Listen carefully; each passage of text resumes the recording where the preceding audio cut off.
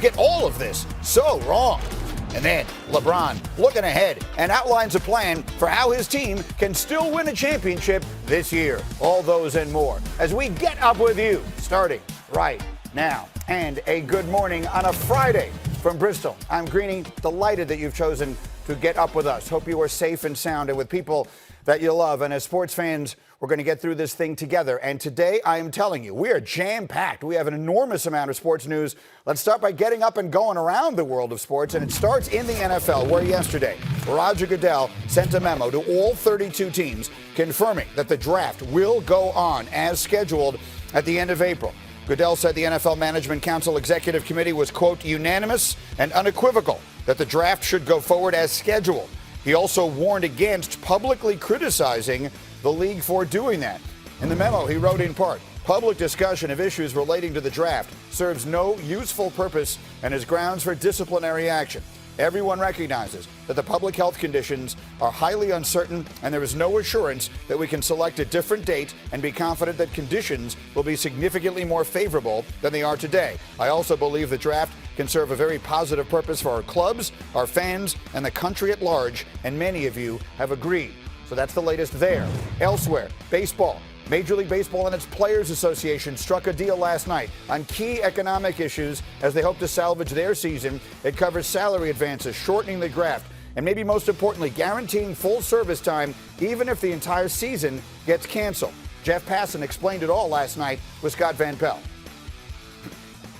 If there are no games played this year, then Mookie Betts is still going to be a free agent this offseason. And Trevor Bauer, Marcus Stroman, JT Realmuto, big name guys who could have missed out on a year and had their free agency delayed by a year, they're going to be out on the market. And this was a big concession from owners, but one that they wanted to make because they understood if Major League Baseball is seen as the sport that is bickering amid this crisis, it is a terrible, terrible look.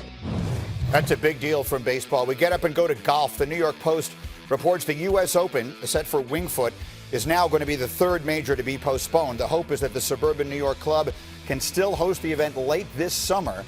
The Open had been scheduled for June 18th through the 21st. To auto racing, the Indy 500 postponed until August 23rd, 3 months later than its originally scheduled date of May 24th. It will be the first time the Indy 500 won't run over Memorial Day weekend since 1946. And the NBA is reducing base salaries of approximately 100 of the league's top-earning executives by 20%. Many of those impacted work in the headquarters in New York, including that man, the face that you know, that of the commissioner, Adam Silver. And then finally, back to football, and this is big. Buccaneers head coach Bruce Arians has put to rest any idea that Antonio Brown will join Tom Brady in Tampa. He was on the radio.com show Tiki and Tierney yesterday. Arians made it clear Antonio Brown is not in the Buccaneers' future. What's the likelihood AB gets back in Tampa? Yeah, it's not going to happen. There you go. Not going to happen. There's no room. Yeah. And probably not enough money, but it's just not going to happen. It's not a fit here. If he says, I'm coming in on the veteran minimum, coach, I just want to play with Tom, you still wouldn't find a way to get him in? No. Is it just because you don't trust what he could do to the culture? Why so steadfast that you would not give it a chance? Yeah, I just know him, and it's not a fit in our locker room. Wow. So that is a door shut as we open the door to two of our best. Booger McFarland and Bobby Carpenter are with me for this hour. It's great to see both of you guys. And Bobby, I'm going to start with you. For Bruce Arians to be so definitive in shutting the door that way, why do you think he made those comments?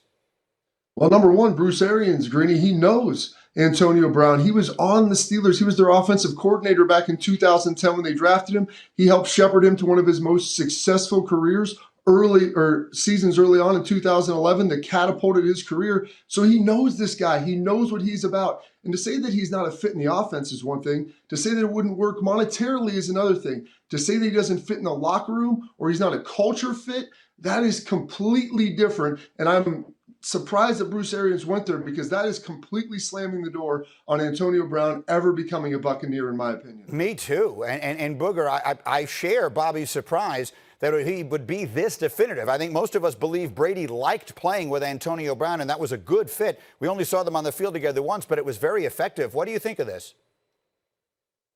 Well, Greeny, I agree with you. And, you know, when I get new information, I'm allowed to change my opinion. And right now, there is no new information on Antonio Brown. We don't know what his situation is going to be with the NFL. So Bruce Arians understands it's going to be a circus in Tampa whenever the league gets back going. So why add to it? Go ahead and squash the Antonio Brown situation for now. Do I think it's dead in the end? Not necessarily, because right now he doesn't have to say anything positive or negative or anything at all about Antonio Brown. He just has to right now control the narrative. And the narrative in Tampa, when they get back on the field, it's going to be a lot of hoopla. So why add to it with comments that would lead the public to believe that you somehow want Antonio Brown? So I agree with what he did, but I wouldn't say it's dead after all. Well, you know, let me push back on that a little, because he could have said almost nothing, but he didn't. I wrote down the words, not a fit, definitively no, not in our locker room. I mean, he to your point, Booger, he didn't have to say those things, and he chose to. He really felt like he was slamming the door shut. Yeah, and I understand what he's doing right now, because he doesn't want to continue to get asked the same question over and over. If, when, maybe, how. You go ahead and you slam the door now. But Greeny, how many times in sports have we seen someone say unequivocally no, and then come back on the back end and say, yeah, something came out and we changed our mind? So I'm not calling Bruce Arians a liar by any means. All I'm saying, let's sit back and see how this plays out, because we know Tom Brady likes Antonio Brown, and at some point, I think we all agree, if the commissioner suspends Antonio Brown and he gets reinstated at some point toward the end of the season, he's still a good wide receiver, and he's going to play at some point. Why not in Tampa? Maybe somewhere else, but I do think he'll be on the field if he's eligible to play. Quickly, Bobby, let's talk about fit. We know they have two really good receivers in Tampa, and we know what Brady is. How would Brown fit there? What would his role be?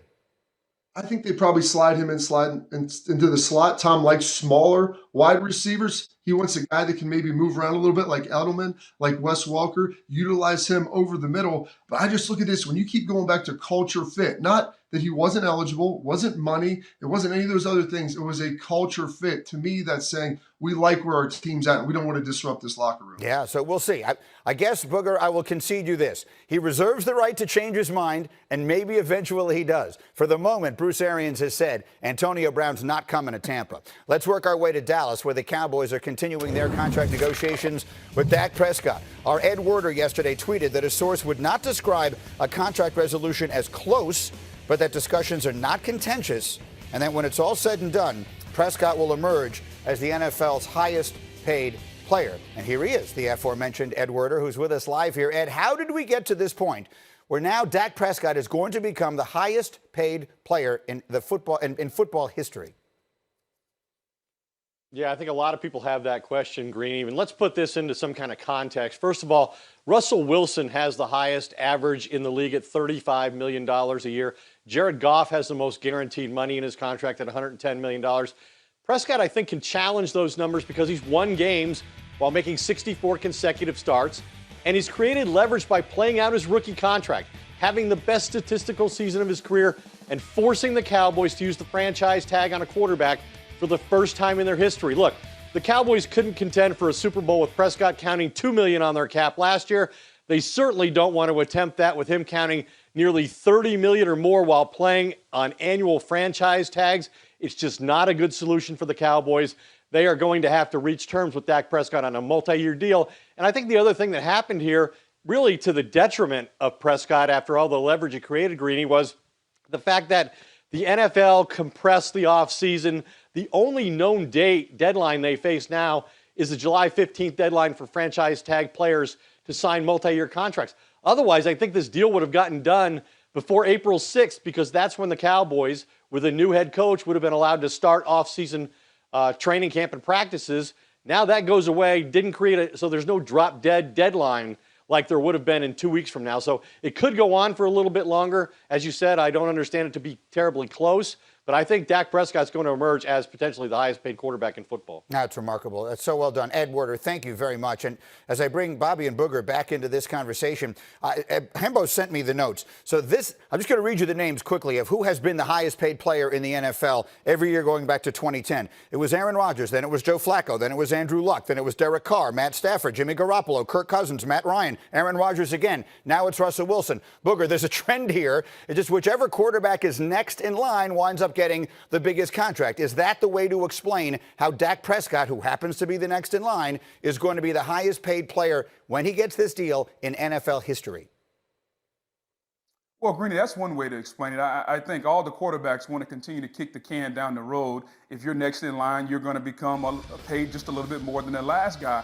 But also, I think if you look at Tom Brady and Drew Brees, look at their first 4 years of their career, and then look at Dak Prescott's numbers. I think from a comparative standpoint, the numbers are comparatively there, so you can start to see a trend of what Dak Prescott may be eventually. Now, is he going to go to 9 Super Bowls and win 6? I'm not saying that, but if we're just going to look at past performance and try to predict what he could be in the future, the numbers between Brady, Brees, and Prescott, they compare pretty good the first 4 years of their career. And Bobby, let me ask you this, because I feel like you and I have talked about Dak's deal forever, and you are a former Cowboy. It feels to me like Jerry Jones has misplayed this terribly. This was a deal he could have gotten done a long time ago if he wanted to for a lot less money. He sort of put himself behind the 8 ball with the way he, in my view, mishandled the Zeke Elliott situation, the deals he chose to make and the ones he chose to wait on. So now he's going to wind up paying Dak Prescott a lot more money than he probably had to. Do you see it similarly? They probably should have gotten this deal done first. The problem was last season, Zeke forced the issue, and then they had to get Amari Cooper done. They had all these other guys coming up right at the same time. And when your quarterback's the most important, he's the guy you need to take advantage of and get paid early and get that taken care of right away. And our good friend Dan Orlovsky's talked about it. Teams get in trouble when you play good players, great money. And I think that's the issue with the Cowboys. Not that Dak's not really, really good. But the problem is if you pay him the highest dollar amount for any player in NFL history, you're expecting him to then play like the best quarterback, because how that's going to impact your salary cap. When in reality, he's probably somewhere between 4 and 10, and that's not a bad thing. But the problem is they waited on this. Now Dak has all the leverage. They have to tag him if they, moving forward if they don't get a deal done. And that's no way to handle the best player on your roster. Booger, really quickly, I've been asking this question to everyone I've had on. When you look at the Cowboys offseason, this was an 8-8 football team that didn't make the playoffs in a bad division last year. Is there any reason to think they've gotten better?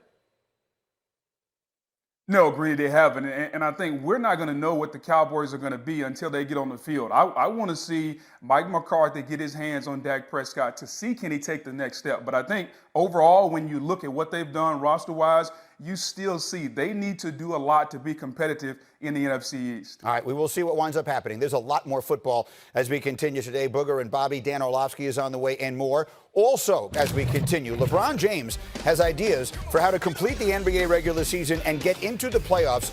You'll hear what they are and why all the options need to be on the table.